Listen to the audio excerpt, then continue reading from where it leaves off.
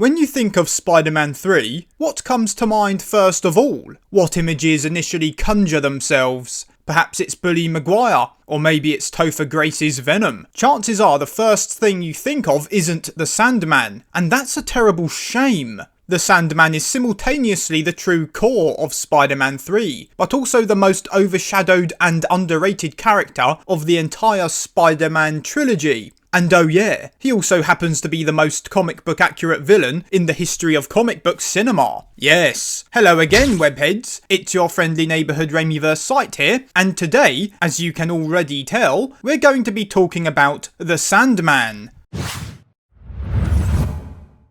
Flint Marko was the brainchild of Stan Lee and Steve Ditko, and is a classic Spidey foe, first appearing in issue 4 of The Amazing Spider-Man, way back in 1963, just at the very beginning of the era Sam Raimi was aiming to adapt. And yes, I think there is a good argument for the Sandman being the most comic accurate villain of all time, for just visuals alone at least, and no one ever seems to talk about this. Forget Thanos, forget Loki, just look how closely Thomas Hayden Church resembles the Sandman. It's completely one-to-one, and not just only in costume, but the facial resemblance. Raimi was properly bringing the 1960s era of Spider-Man to life, especially in these costume test photos. It all just captures the feel and tone of Ditko's original artwork perfectly. It was peak casting. Spider-Man 3's Sandman is truly underrated and definitely deserves more appreciation, which is the precise purpose of this video.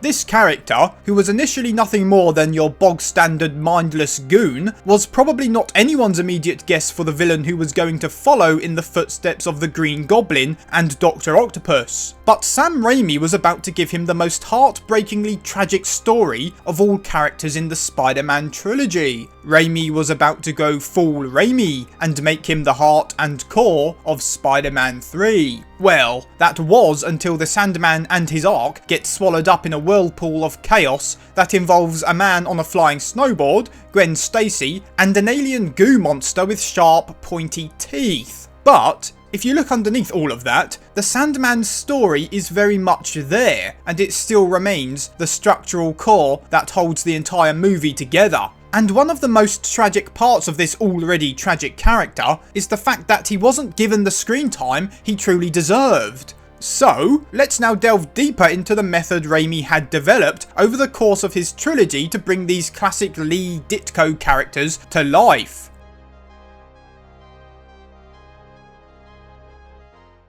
Let's take the three true main villains of the Spider-Man trilogy for a second here. The Green Goblin, Dr. Octopus, and the Sandman. Classic 60s Spider-Man foes, yes, but there's also something else to make note of here. When looking at these three foes, we can notice a clear evolution of Raimi's method when it came to adapting his villains. Ultimately, Raimi would develop two clear rules and guidelines for what would make a Spider-Man villain in his trilogy. Rule 1, he wanted his villains to have a close personal connection to Peter Parker. And Rule 2, they would need a tragic and sympathetic backstory. They were good people with good intentions, but through circumstance turned bad. Let's now go back to those three core villains and see how this method evolved. First, we have the Green Goblin, who remains close to his comic counterpart. Raimi doesn't make any drastic changes here, as Rule 1, the close personal connection to Peter, was already baked into the comic book. Norman Osborn is Harry Osborn's father, and of course Harry Osborn is Peter Parker's best and only friend. Norman is a successful businessman who happens to have a secret evil alter ego. Simple stuff. But then we get Dr. Octopus, where the Raimi method begins to truly take shape.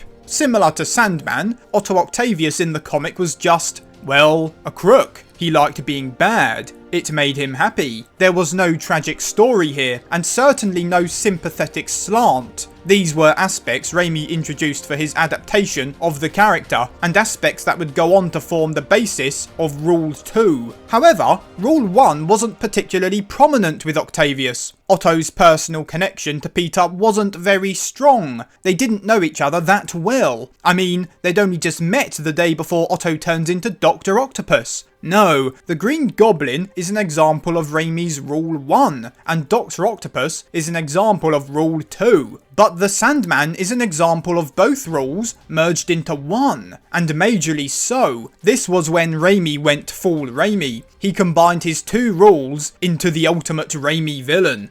Or you could say they were shoehorned in, as Raimi had to retcon his own story to make the Sandman work within his own rules. He had to forge a rather elaborate restructuring of the core emotional foundations of the Raimiverse, all while fitting it around Harry Osborn becoming the new Green Goblin and an alien goo monster from space turning Peter Parker emo. And you know what? Raimi almost made it work. Let's take a look further just to see how much Raimi developed the character.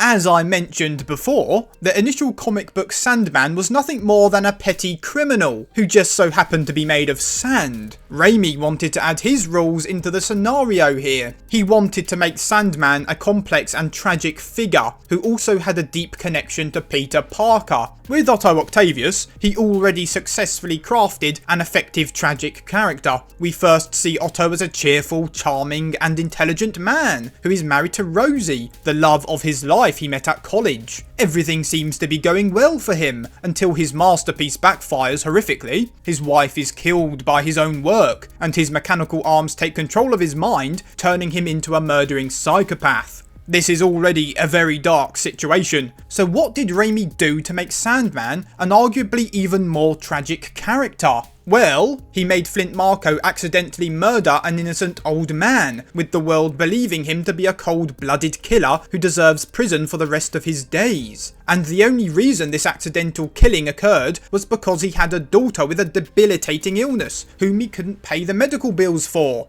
Oh yeah, and he also happens to fall into a pit and get his entire biological makeup turned into sand on the night he escaped prison. On top of this, the Sandman is involved in the only fight of the entire trilogy where Spider-Man is out to actually kill his opponent, if we don't count this scene from Spider-Man 1. Yes, the second Spidey-Sandman fight is brilliant, inventive fun, but it's also a fight where the roles are somewhat reversed. Spider-Man in this fight is the villain. He's been overtaken by the symbiote, and cold hard murder is his goal. Whereas Sandman is practically the good guy here. Everything he's trying to do is for a positive goal. He's not trying to hurt or kill anybody. He's trying to save a life, while Spider-Man is attempting to take one. And this guy just can't catch a break.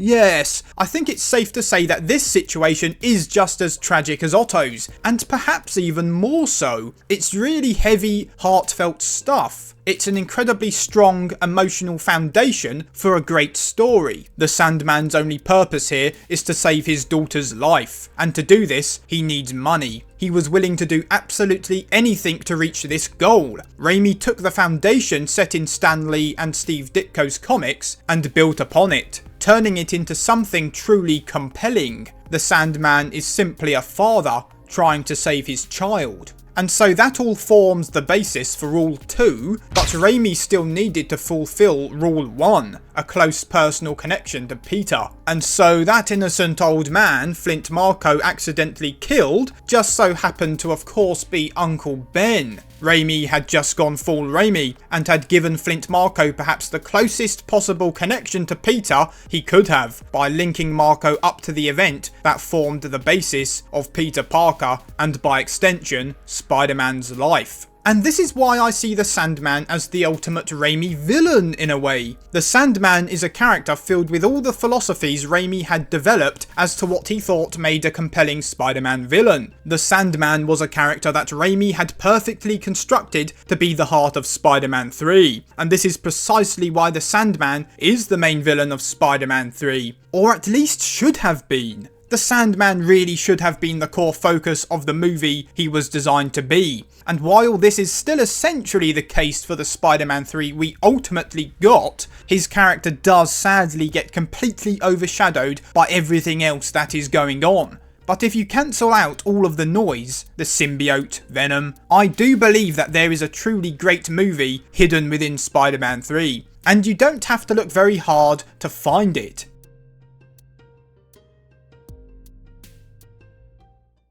If Raimi had been allowed to focus solely on the Sandman, I think Spider-Man 3 could have been looked upon as fondly as Spider-Man 2. If this story had been allowed to breathe and develop naturally, we could have had something very special indeed. I mean, the Sandman scenes alone are still among the best in the movie as it stands. The birth of the Sandman is incredible, and the 2 fight scenes involving the character show the extreme potential of the inventive nature the Sandman brings to the movie, along with some nice visual references to the art of Ditko. However, maybe Spider-Man 3 was doomed from the beginning, as Raimi had always envisioned 2 additional main villains alongside Harry Osborn's Green Goblin to be included in the story. In the original drafts, the Vulture was included to work alongside the Sandman to do battle against Spider-Man. Yes, after Spider-Man 2, Raimi felt he needed to go bigger and better regardless, by adding more foes.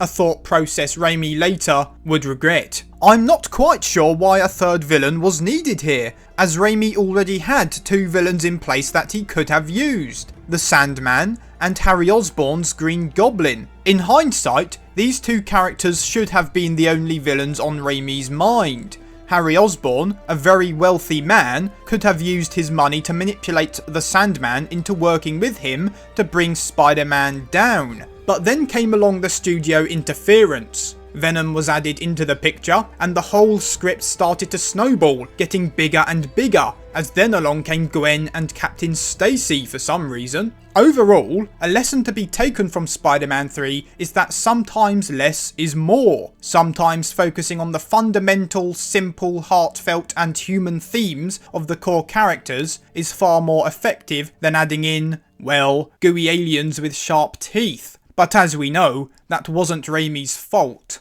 One key aspect that makes Sam Raimi's Spider-Man trilogy endure to this day are the universal human themes he ingrained into his stories and characters. Anybody, all over the planet, can connect to the themes Raimi was playing with. Even to this day, they are timeless. We can all relate to the struggles faced by all the characters, whether they are the heroes or the villains. And that is why the Spider-Man trilogy will continue to endure.